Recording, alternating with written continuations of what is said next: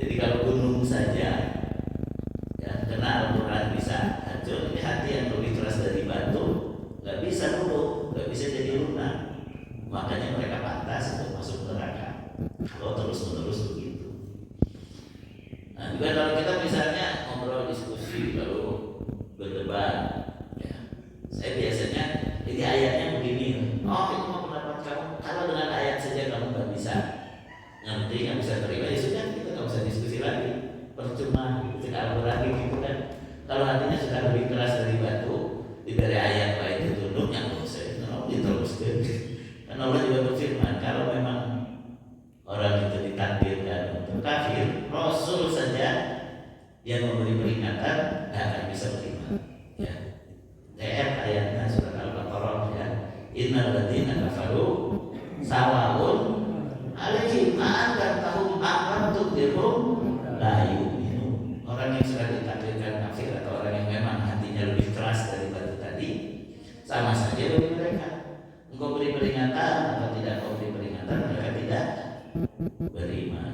Ya, kenapa? Karena Allah ala qulubihim, Allah telah mengunci mati kalbu mereka sehingga tidak bisa memahami ayat-ayat Allah.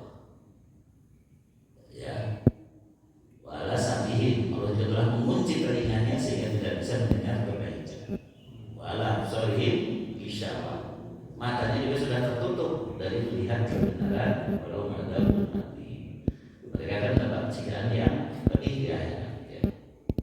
Tetapi Rasulullah SAW terus menyampaikan, walaupun ada orang-orang yang hatinya lebih keras dari batu. Ya, ya kembali kepada tadi Imam Ibnu Hajar, setelah merasa, aduh saya kok putus asa, padahal Allah telah memperlihatkan ayat-ayatnya, itu disebut ayat-ayat kauniyah, ayat-ayat yang terlihat oleh mata. Iya batu wae kena cai bisa tembus. Ya akhirnya beliau kembali minta maaf ke gurunya dan beliau bercerita, baik guru, alhamdulillah mengingatkanku dengan batu yang ditetesi air akhirnya tembus. Saya akan berusaha belajar lebih keras dari orang lain supaya saya ngerti pelajaran. Ya sudah, kamu saya panggil Ibnu Hajar saja, nanti dinya ceritanya. Ibnu Hajar anak batu. Ibnu Hajar tentunya itu kisah yang tidak perlu diteliti sampai apa enggak kan. Dan itu kenapa kok ada orang namanya Ibnu Hajar anak batu, karena ada sahabat Nabi namanya Abu Hurairah, bapaknya ucing, lain anaknya ucing, lain anaknya jadi ucing, tapi beliau sangat mencintai kucing, jadi disebut Abu Hurairah. Ya, itu mah kebiasaan orang Arab, jadi masalah. Lalu Ibnu Hajar setelah jadi ulama, beliau diangkat jadi qadhi qudatil Islam, ya, di orang hakim agung, hakim agung, dia punya fasilitas, dikasih rumah bagus, dikasih kereta bagus, baju bagus, dan makanan juga nyaman, gitu kan. Cuma beliau, saya harus menunaikan tugas sesuai hakim. Kok sedikit sekali perkara yang dilakukan ke saya. Akhirnya dia naik keretanya begini, keliling kota lah gitu ya. Sambil asistennya mengumumkan, ini ada hakim nih, kalau kalian ada perkara yang mau diselesaikan, sok menghadap. Ya, nanti bisa diputuskan, bisa dieksekusi juga. Begini harus diselesaikan perkara. Tidak ada juga yang menghadap ke beliau kecuali satu orang mencegat keretanya. Ternyata dia orang Yahudi. Orang Yahudi itu bilang, wahai pembesar kaum muslimin, kamu sebagai hakim, saya sebagai rakyat, boleh nggak saya mengajukan perkara? Tapi saya orang kafir nih, saya orang Yahudi, dia ngaku kafir. Ya nama untuk disebut kafir atau Yahudi dan Nasrani mana Muslim ngomong kita orang Islam. Yahudi namanya ngaku kafir, Nasrani namanya ngaku kafir. Nah orang itu aneh-aneh, temenan menurut kafir. Walaupun non-Muslim juga sama kafir kene sebenarnya gitu kan. Yang nggak jadi masalah sebenarnya, ikut kafir dan memang kafir gitu kan. Nah, kenapa yang itu nyebut dirinya kafir? Karena ada kaitannya dengan perkara yang dia ingin adukan. Ya nggak apa-apa, kamu walaupun bukan Muslim, hakim untuk seluruh wilayah ini. Kamu warga kan? Siapa yang mau kamu adukan? Walaupun kamu beda agama, saya tetap akan bersikap adil. Tapi saya mau mengadukan Nabi kalian. Oh. Jadi ngadukan ke umat Nabi tentang nabinya. Kok bisa? Ya kan Nabi kalian yang berkata, ad-dunya sijnul mu'min wa jannatul kafir. Dunia itu penjaranya orang beriman dan surganya orang kafir. Nah, mana buktinya? Kamu orang beriman, kamu sekarang pakai baju bagus, pakai kereta bagus, kamu makan enak, tidur enak, jadi pembesar. Saya ini kafir Yahudi, kok hidup saya susah gitu kan? Ya, makan sore pagi tidak, makan pagi sore tidak. Saya jualan minyak, kadang-kadang laku, kadang-kadang enggak, tidur beralas tangan. Mana buktinya ucapan Nabi kamu? Kan saya kafir itu juga karena Nabi kamu ngomong begitu. Di dunia jadi surga gitu kan.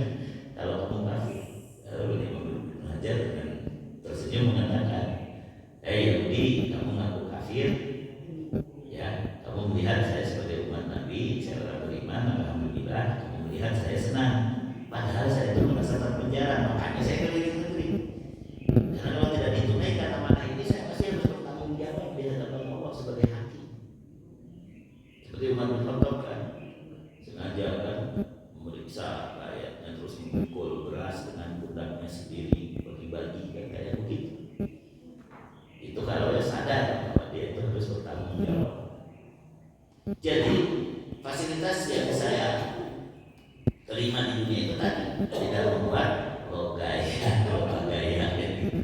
Saya malah hati-hati menggunakannya. Saya gunakan sesuai dengan tugas saya. Ya. Bahkan sebagian khalifah itu ketika sedang nulis administrasi kenegaraan pakai lampu, datang anaknya, ditiup dulu lampunya, Kira kamu mau menyampaikan kepadaku sesuatu sebagai rakyat, urusan negara atau urusan keluarga atau keluarga, sudah pakai lampu yang ini. Sampai seperti itu gitu kan, saking takutnya menyalahi amanah dan itu orang beriman harus merasa terpenjara di dunia itu. Ya, ingin segera selesai semua urusan dunia yang disebut husnul khotimah. Di husnul khotimah itu urusan dunianya selesai, dia sudah tinggal menikmati kebaikan di akhirat. Kan orang kadang-kadang membatinnya masalahnya, betul? Wah, ya urusan keluarga, ya urusan juli, ya urusan jabatan, macam-macam. Lo batin masalah. Kalau kita bingung bagaimana ya Allah menyelesaikan masalah ini, ada doa yang paling paten. Doanya adalah Allahumma inni as'aluka husnal khotimah. Masih ingat kan? Coba ikuti. Allahumma inni as'aluka husnal khotimah. Husnal khotimah. Ya. Kenapa kalau seseorang itu diberi husnul khotimah itu masalahnya udah beres. Akhirnya gitu. Selesai oleh Allah diselesaikan. Tinggal mengalami kenikmatan. Makanya orang beriman itu merasa terpenjara di dunia. Belum beres masalahnya. Ingin kalau keluar dari dunia ini bebas. Ya. Bebas. Setuju tidak? Ya. Kita kan bukan maut ya. Tapi bukan maut dari beres masalahnya ya Allah menghapus kita. Nah, berarti saya kalau engkau anggap nikmat di dunia, saya merasa terpenjara. Saya tidak bisa menikmatinya dengan sepuasnya. Sementara kamu sekarang, kamu merasa susah, tapi kamu kan masih bisa tidur, masih bisa bernafas, masih bisa makan, nikmati saja sepuasnya. Karena kamu mengaku kafir, nanti kalau kamu masuk neraka itu pedih banget dibanding dengan keadaan di neraka. Sekarang kamu ibarat di surga. Satu detik di neraka membuat semua kesenangan dunia hilang. Ya, itu dalam tafsir Ibnu Katsir ketika menjelaskan surat Yunus ayat 24, ya, dijelaskan bahwa Allah akan memanggil orang yang paling senang di dunia, paling senang, memang benar-benar senang, bukan Yahudi tadi ya, paling kaya, paling nikmat di dunia.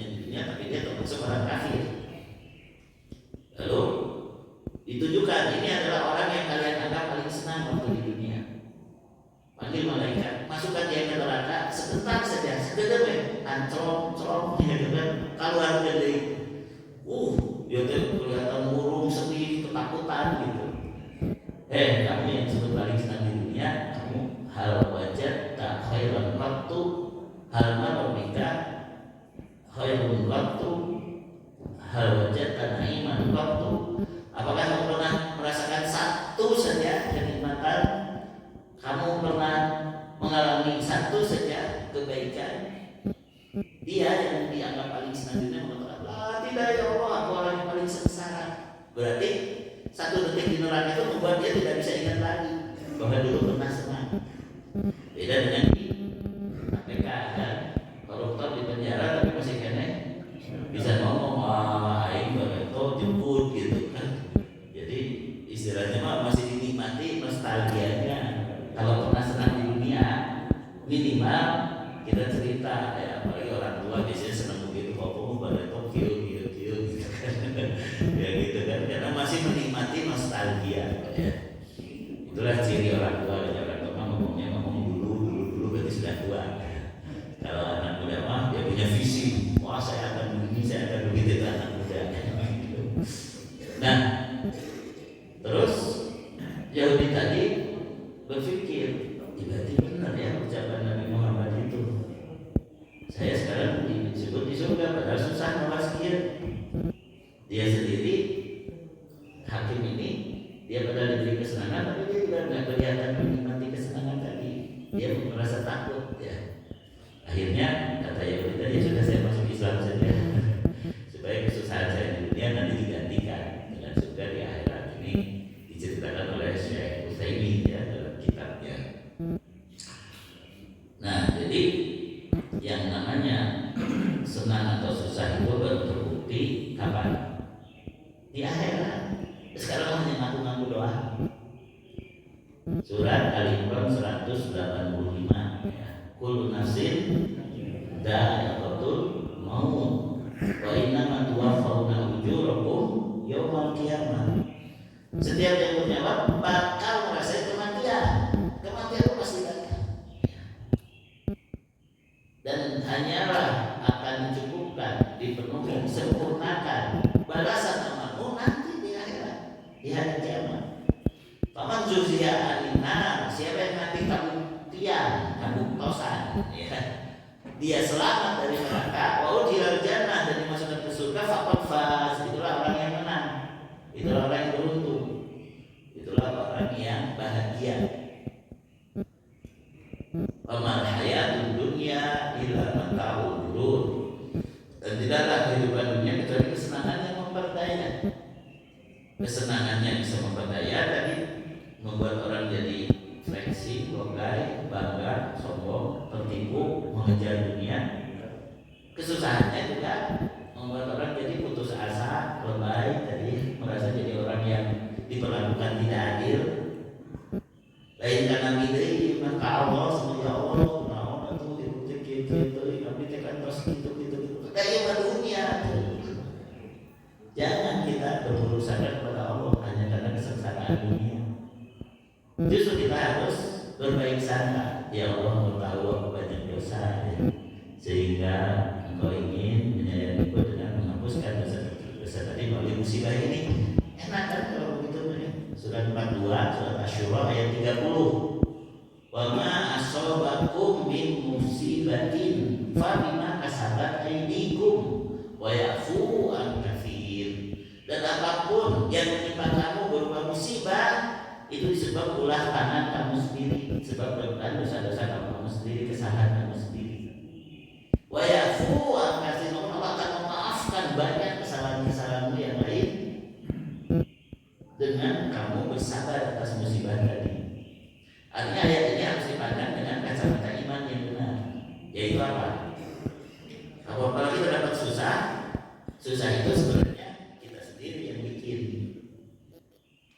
Kemudian kalau yang menyebabkan susah ini dosa-dosa kita, ya, kesusahan ini dibanding dosa-dosa kita masih kecil. Kenapa? Wa yafu an katsir, kebanyakan kesalahan kamu nanti dimaafkan oleh Allah kalau kamu bersabar, kalau kamu ridho. Makanya salah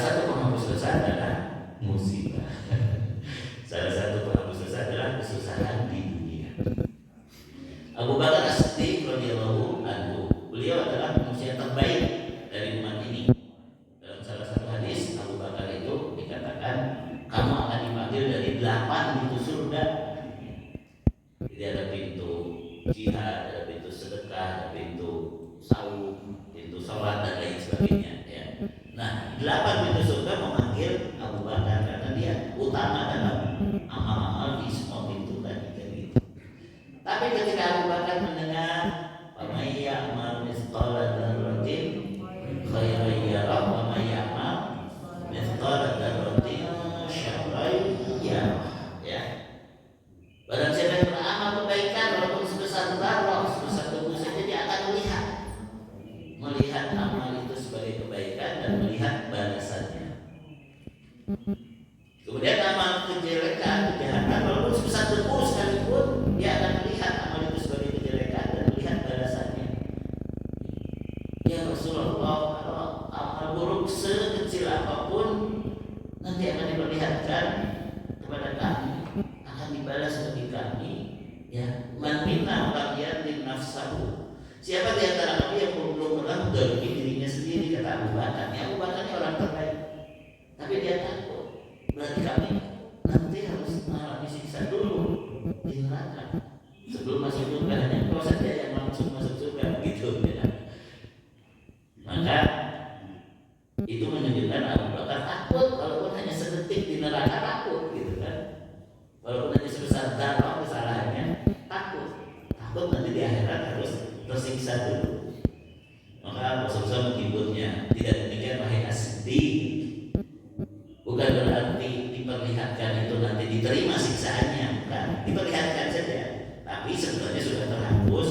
Bukankah kamu di dunia pernah capek, ya, pernah sedih, ya, tapi kamu tetap berharap kepada Allah, ya. Nah itulah menghapus dosa-dosa, kesusahan di dunia, kecapean di dunia, kegalauan di dunia. Selama kita yakin bahwa Allah Maha terpuji dengan musibah-musibah sekalipun kita merasakan sebagai musibah, Allah tetap terpuji. Ya. Makanya tadi kata Ali bin Abi Thalib, jadilah anak-anak akhirat, jadi ringan. Wa kaifa an nakuna abna al-akhirah ya amirul mukminin. Bagaimana caranya untuk kami menjadi anak-anak akhirat, wahai amirul mukminin? Kata Ali bin Abi Thalib, kalau kalian jadi anak-anak akhirat, maka akan terlihat seseorang bahagia ketika diberi, dan dia juga bisa bahagia kalau bisa memberi. Nah, kalau kamu sudah punya kebahagiaan lebih besar ketika memberi dibanding ketika diberi, kamu sudah jadi anak-anak akhirat. Tapi kalau kamu lebih senang diberi, malah akan susah memberi, itu bahaya, kamu masih anak-anak dunia. Jadi di salah satu masjid ada yang cerita ke saya, pokoknya ada yang protes bahwa tadinya kurban ini setiap rumah dilihat kartu keluarganya. Sekarang cuma setiap rumah dikasih satu bagian gitu kan. Terus yang cerita ke saya itu bilang, padahal orang itu juga nggak kurban, tapi begitu dikurangi jatah dari kurban, protesnya bisa-bisa gitu kan. Jadi lebih senang diberi daripada memberi kan gitu. Ya. Kadang-kadang kan orang yang kurban saking ikhlasnya, adalah saya nggak akan ambil bagian saya bisa beli di pasar. Padahal itu juga tidak boleh. Kurban mah ya ikut aja makan, apa daging kurban itu daging paling berkah ya gitu kan. Untuk kita juga bersyukur kan. Jadi jangan sampai semuanya untuk itu aja gitu kan. Ya. Jadi seimbang saja, seimbang. Kita senang ketika diberi, kita senang juga ketika memberi. Nah, kalau sudah bisa kita lebih bahagia kalau memberi, nah itulah kamu anak-anak akhirat. Tapi kalau kamu hanya suka diberi saja, maka kamu masih anak-anak dunia. Itu indikator sederhana. Yang ketiga, Ali bin Abi Thalib bilang, saya senang kalau doa saya dikabulkan sesuai yang saya minta. Tapi ketika yang diberikan oleh Allah tidak seperti yang saya minta, saya lebih senang lagi. Nah, itu paling biasa ini. Karena Rasulullah SAW telah bersabda, tidaklah seorang muslim berdoa kalau doanya itu bukan dosa dan tidak memutus silaturahmi, Allah pasti mengabulkannya. Hanya Allah mengabulkan dengan 3 cara. Satu, diberikan sesuai dengan yang diminta. Nah, kan orang dianggap dikabulkan atau diijabah. Kalau diberi sesuai yang diminta, asal harus dikabul. Yang kedua, Allah digantikan dengan yang lebih baik yang kita tidak tahu, atau telah dihilangkan musibah yang setara dengan permintaan itu, atau bahkan ya dihindarkan dari musibah yang lebih berat walaupun tidak dapat yang diminta. Yang ketiga, disimpan doa itu sebagai pahala di akhirat, dan itu pasti jauh lebih baik daripada diberikan di dunia.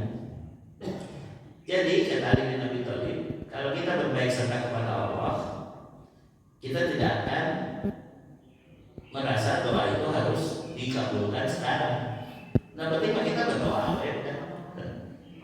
Kalau diberi sesuai dengan yang diminta, senang. Tapi kalau tidak sesuai dengan yang diminta, kata Ali bin Abi Thalib, lebih senang. Kenapa demikian? Bayang Amirul Mukminin, kalau diberinya bukan yang diminta, maka lebih senang. Sebab yang pertama itu pilihan saya. Allah memberi sesuai dengan yang saya minta, itu pilihan saya. Menurut saya baik, belum tentu baik. Sedangkan yang kedua, yang diberikan Allah itu pilihan Allah. Itu pasti lebih baik dari yang saya minta. Makanya Allah memberikan yang lain. Nah, surat Al-Baqarah 216. Wa asa an takrahu syai'an wa huwa khairul lakum wa asa an tuhibbu syai'an wa huwa syarrun lakum wallahu ya'lamu wa antum la ta'lamun. Nah, sebenarnya ini inti daripada salah satu judul dalam kitab Wasailul Mufidah lil Hayatis Sa'idah adalah bahagia itu dengan tidak membenci. Bahagia itu dengan tidak membenci. Belajar untuk tidak membenci. Kalau sudah mulai kita menanamkan benih kebencian, maka itu akan jadi penyakit yang tumbuh jadi dengki, jadi iri, jadi kesel, galau, segala macam. Tapi kalau kita yakin bahwa kalau sudah terjadi, ya udah takdir Allah, saya tidak suka sih, tapi ini kan sudah terjadi, ya sudah saya ridho. Setelah ridho, akhirnya bersyukur karena menemukan hikmahnya. Rumus musibah ya, SRS. Sedih, ridho, tapi akhirnya syukur. Rumus dalam musibah itu SRS. Sedih dulu, tapi kemudian ridho, tapi akhirnya bersyukur. Ya, jadi bahasa akan manusia bisa jadi kau membenci sesuatu, wa huwa khairul lakum, padahal sesuatu itu lebih baik bagimu. Wa asa tuhibbu syai'an wa huwa syarrul lakum. Bisa jadi kamu menyukai sesuatu berarti buruk bagimu kalau diberikan. Wallahu ya'lamu wa antum la ta'lamun. Allah mah tahu, kamu mah enggak tahu. Ya kan, mungkin dulu bapak-bapak tahu waktu saya baru cari jodoh ya, sama dengan abah sama linya kan. Saya tuh menghindar dari banyak yang nawarin dengan memberikan kriteria. Ustaz, tinggal atau nikah dari Ustaz mah terkengin sorangan gitu kan. Ya sudah, silahkan carikan, tapi saya punya 5 kriteria. Ya saya sebutkan kriterianya mah Ustaz mah pasti istrinya harus soleha gitu kan. Kemudian harus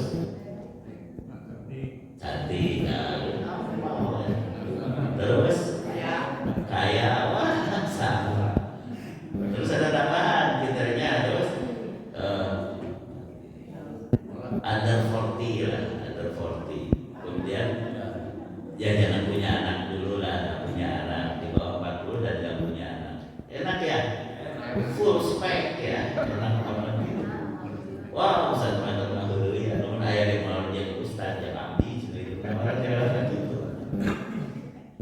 Terus tapi ya gitu, dengan begitu yang lamaran akhirnya mundur. Tapi ada satu yang akhirnya ke Ustaz ketemu dulu deh gitu kan.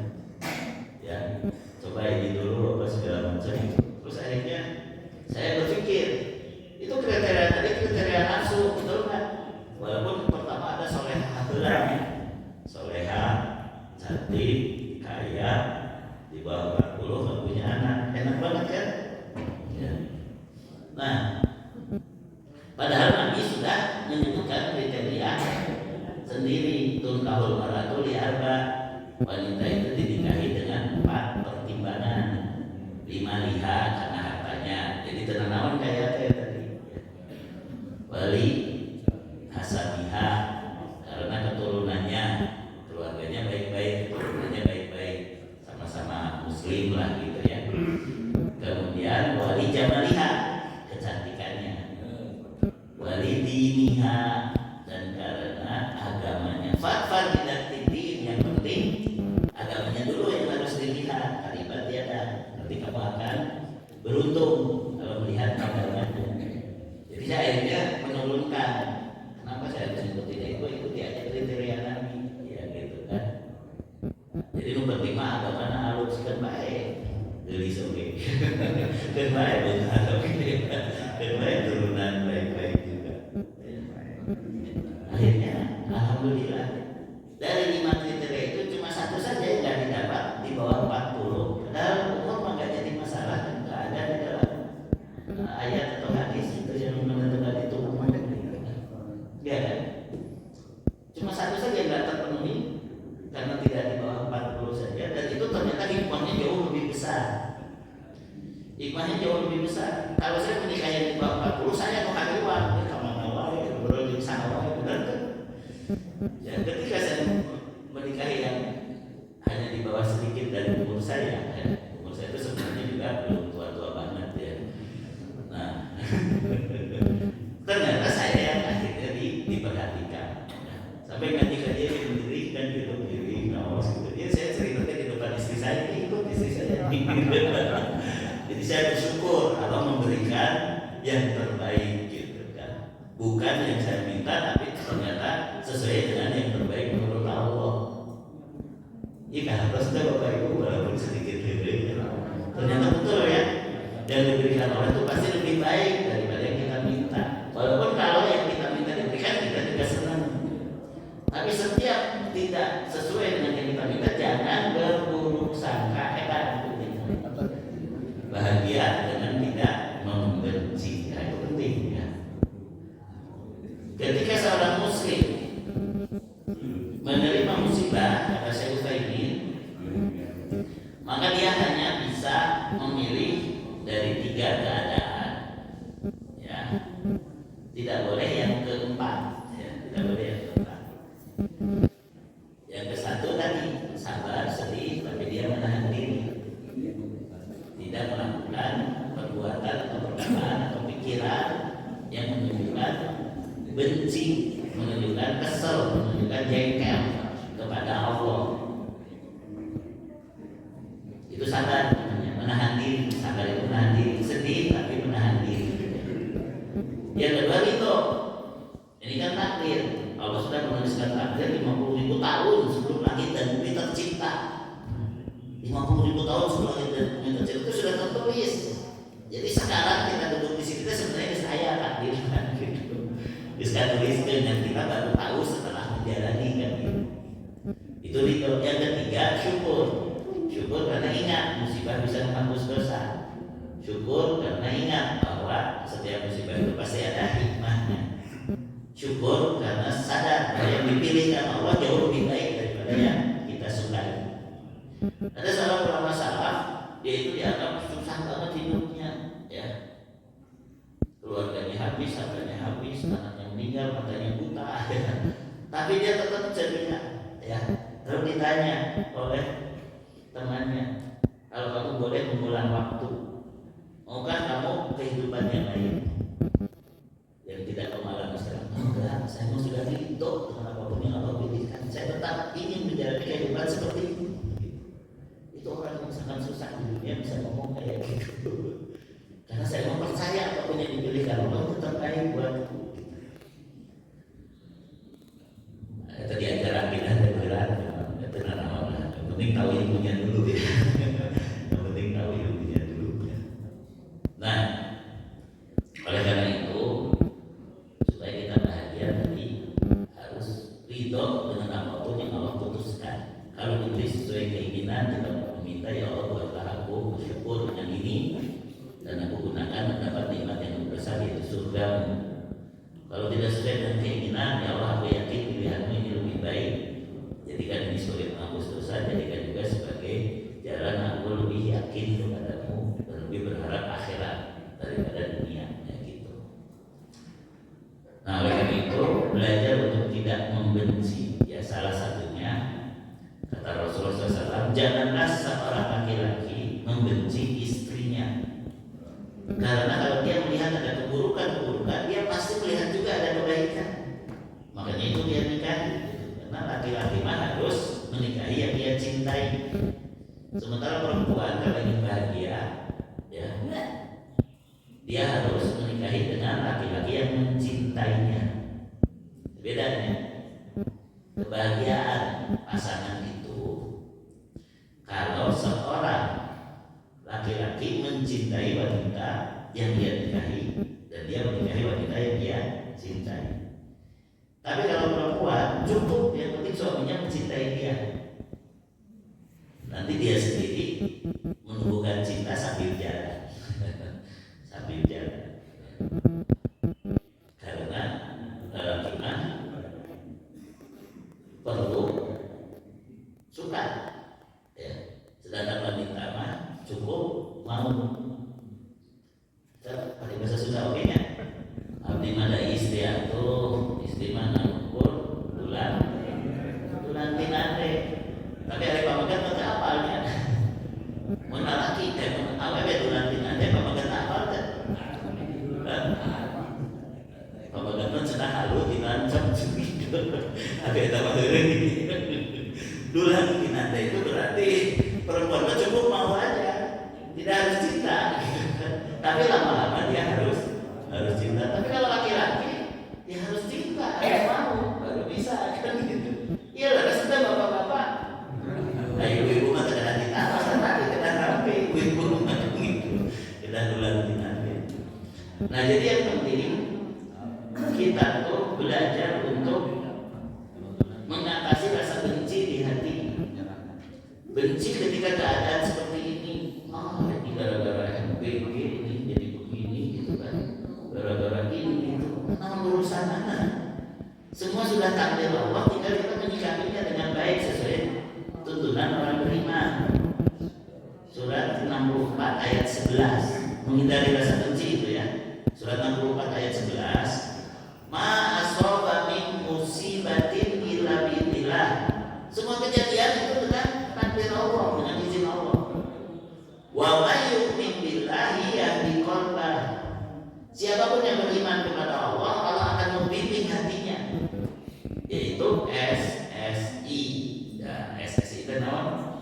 Syukur, sabar, istighfar. Kalau senang, bersyukurlah dengan benar.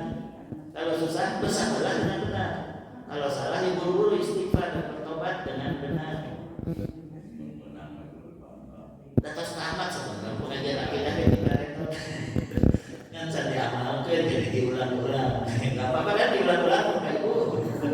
Ada pohon dari nomornya mana usah lagi kadang-kadang ngomong.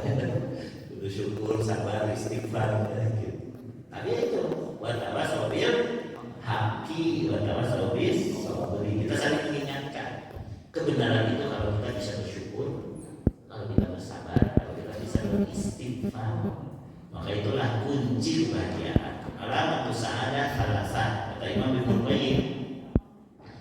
Ciri orang beriman yang bahagia dengan keimanannya ada 3. Idza ulima syakar, kalau dia diberi nikmat dia bersyukur. Wa idza tuliya sabar, kalau dia diuji dia bersabar. Wa idza adnaba istighfar, kalau dia bersalah segera istighfar. Itu ciri orang yang berbahagia dengan keimanannya. Qad aflahal mu'minun. Beruntung orang yang beriman. Beruntung ada mun imannya benar. Ayat susah. Mun imannya benar. Nah, iman benar itu terbukti dengan SSI, syukur, sabar dan istighfar. Ya. Coba topik kali ini nanti akan kita perdalam lagi. Bahagia dengan tidak membenci, karena suasana sekarang apalagi ada netizen itu bawaannya orang benci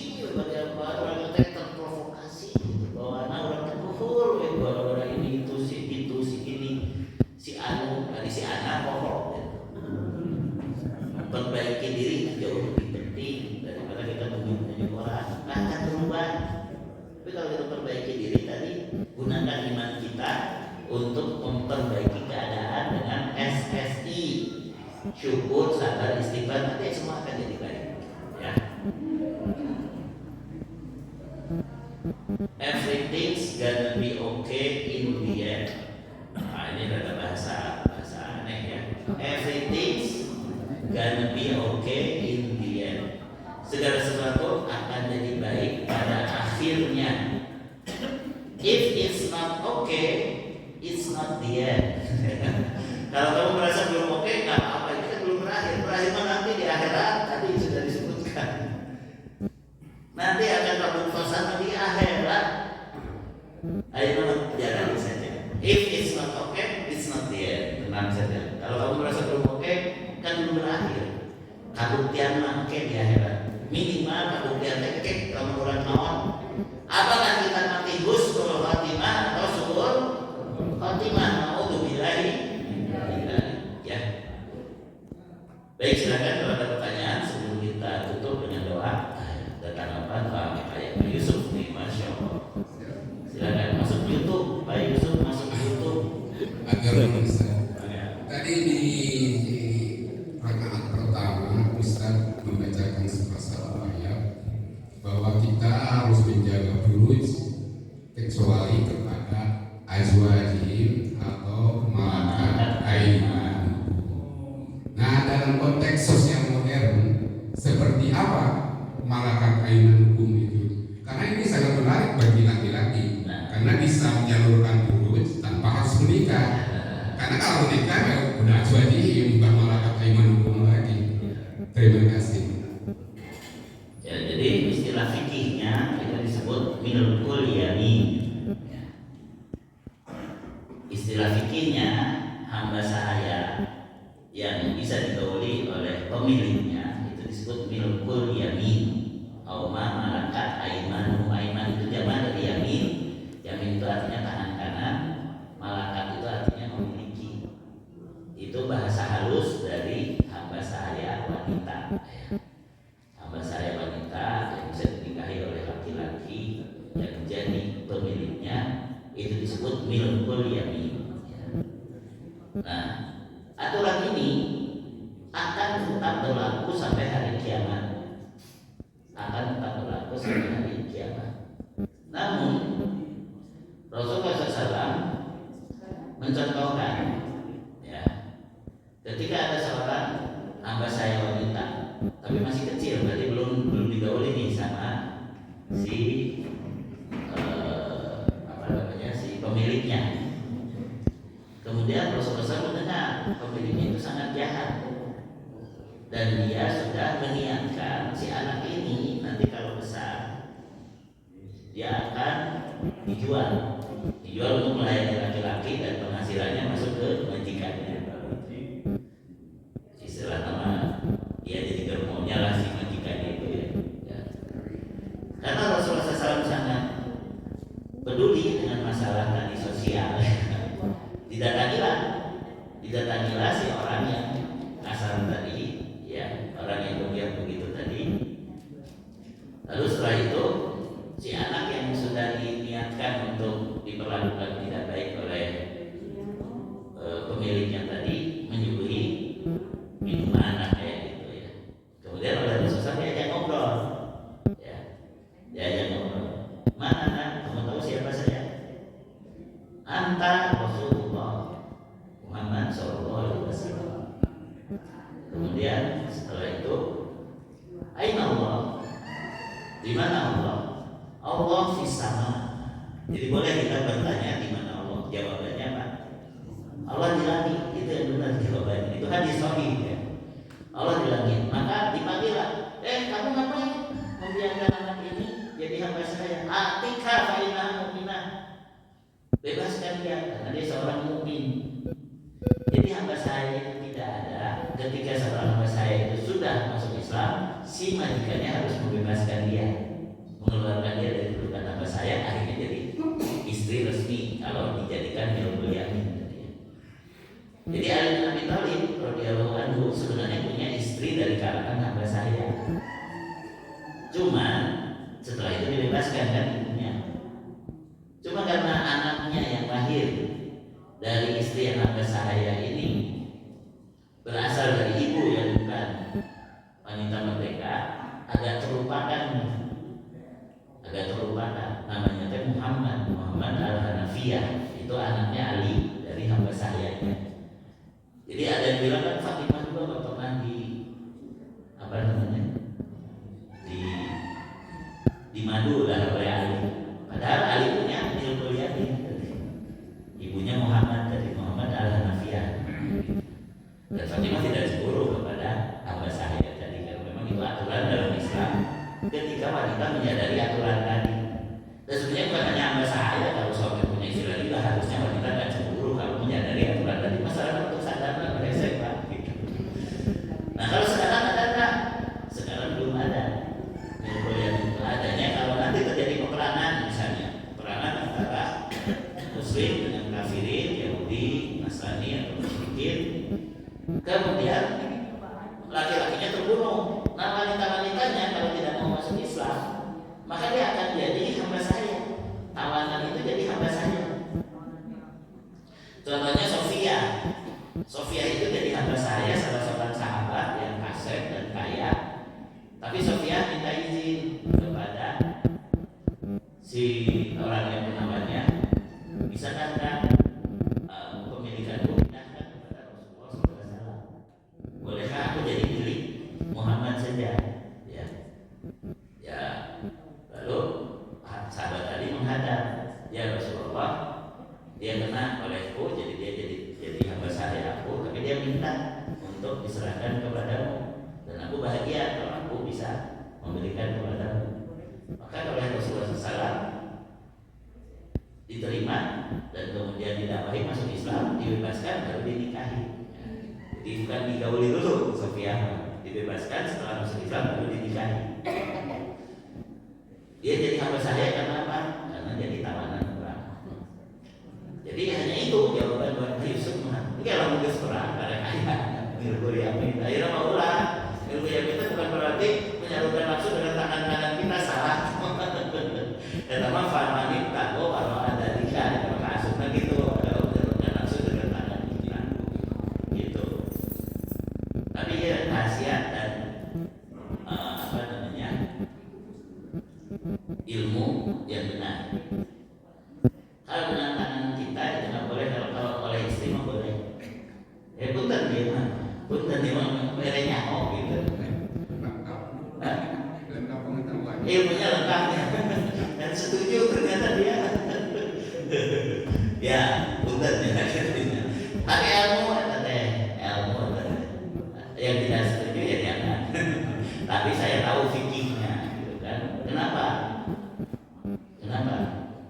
Nisa hukum asul lakum fatu hasakum an-nasyitu. Wanita itu, istri-istri kamu itu ladang bagimu, datangilah ladangmu sesuai dengan apa yang kamu mau. Jadi nggak boleh itu kalau sama kita, tapi kalau sama istri boleh. Kecuali di tempat yang terlarang. Apa tempat yang terlarang? Dubur. Nah itu yang nggak boleh. Ini menurut sebagian ahli fikih, gitu kan. Ingat ini mah istihadiah ya. Karena di pesantren masuk nyambung nanti salah. Nyambung nanti salah nih sama masuk aku fatu harsakum anasi itu kiamat waktu dan malah junubin padahal ini ayatnya malah ini ada gitu so diherikan bukan pesantren mah gitu. Nah, milkul yamin hanya terjadi ketika hamba saya itu resmi didapat dari peperangan. Nah sekarang bagaimana dengan pembantu-pembantu yang dipekerjakan di Timur Tengah, lalu si pemiliknya merasa itu sudah dibeli? Tidak boleh, itu tetap haram. Cuma itulah mungkin beberapa orang yang pikirannya sempit menganggap siapa sudah beli pembantu ini gitu, merasa bahwa itu termasuk milkul yamin. Itu tidak, itu haram, itu tetap tidak boleh. Dia hanya dibayar karena jadi pembantu, jadi karyawan, bukan jadi hamba saya wanita. Mungkin kan banyak kejadian sebenarnya, banyak tentu diperlakukan tidak baik oleh majikannya karena dianggap budak atau bahasa saya itu jelas haram, tidak boleh. Jadi tidak ada kalau selain yang sekarang masih ada perbudakan secara legal atau didapat dari tawanan pra baru berlaku dari kaum malakat imanmu. Bukan berarti Islam menyetujui perbudakan, tapi Islam mengatur bahwa perbudakan itu ada dan bagaimana aturannya. Nah, gitu. Jadi kalau dia sudah masuk Islam dia tetap dibebaskan. Tidak wajib, tapi ya dianjurkan. Tidak wajib, ya seperti itu. Makanya ayat itu belum berlaku untuk Pak Yusuf. Allah malakat aimanuhum, belum berlaku. Ya. Kenapa? Karena kita belum perang, ya. Belum menambah wanita-wanita Yahudi atau Nasrani belum berlaku. Ya. Kayak cekap, ya. Nanti kita berdoa semoga kita termasuk orang yang mendapatkan husnul khotimah. Bismillahirrahmanirrahim. Allahumma inna nahmaduka wa nasta'inuka wa nasta'hdik wa nastaghfiruka wa natubu ilaik. Allahumma shalli wa sallim ala nabiyyina Muhammad wa ala alihi wa sahbihi ajma'in. Allahumma inna nas'aluka husnal khatimah wa na'udzubika min syurril khatimah. Allahumma inna nas'aluka ridhaka wal jannah wa na'udzubika min syarrika wan nar. Allahumma ij'alna mimman syakara indan ni'am wa mimman sabara indal bala wa mimman istaghfara indal hilal wal idhun. Rabbana taqabbal minna innaka antas samiul alim wa tub alaina innaka antat tawwabur rahim. Rabbana ighfir lana wa liwalidina warhamhuma kama rabbayana shighara. Rabbana hab lana min azwajina wa dhurriyyatina qurrata a'yun waj'alna lil muttaqina imama. Rabbana atina fid dunya hasanah wa fil akhirati hasanah wa qina adzabannar. Amin ya rabbal alamin. Subhanakallahumma wa bihamdika asyhadu an la ilaha illa anta astaghfiruka wa atubu ilaik. Wassalamualaikum warahmatullahi wabarakatuh.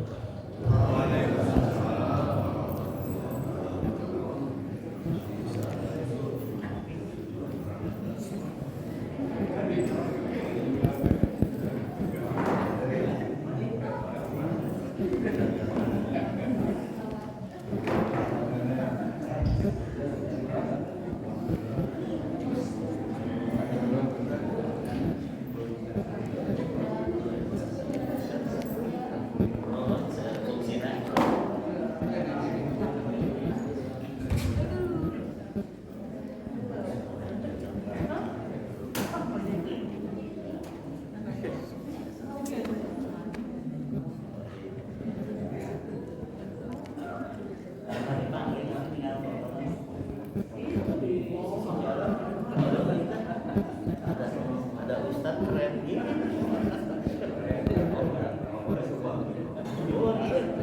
Foto panggil nanti.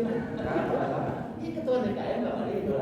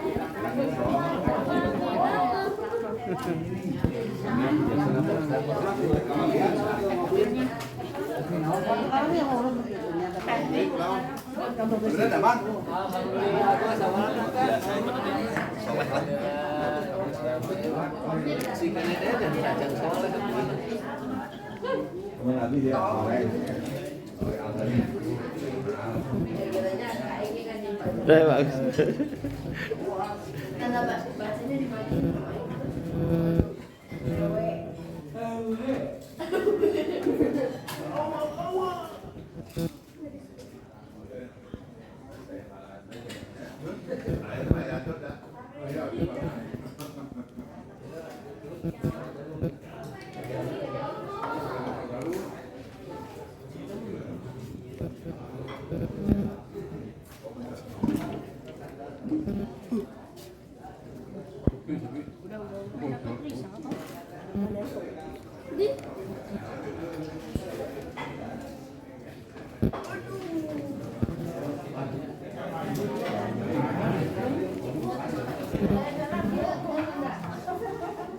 Balik lagi.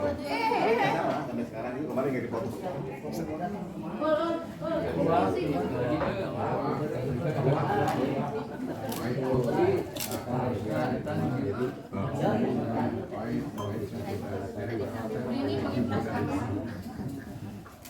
Jadi betul gitu ya.